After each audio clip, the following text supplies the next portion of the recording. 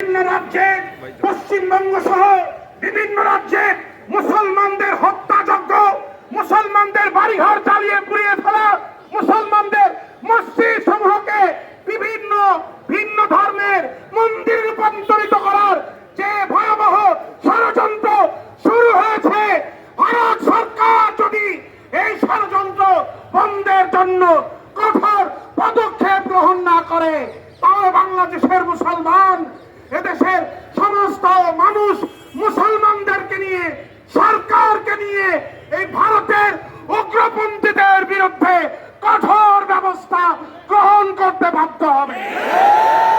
বাংলাদেশের জনগণ প্রয়োজনে সরকারকে নিয়ে জাতিসংঘে যাবেন।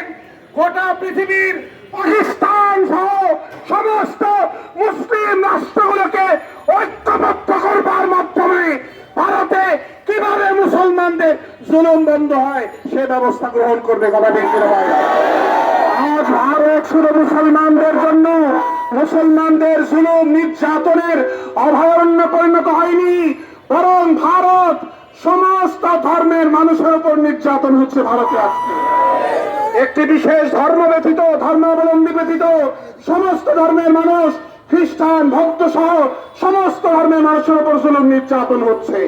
আমরা ভারতের শত্রু নই, ভারতে আমরা বিশ্বাস করি। ভারতে বিবেকবান এখনো লক্ষ লক্ষ কোটি কোটি বিধর্মী জনসাধারণ রয়েছে যারা এই মুসলমানদের উপর জুলুম নির্যাতনের বিরোধিতা করছে। কথা ঠিক কিনা ভাইরা?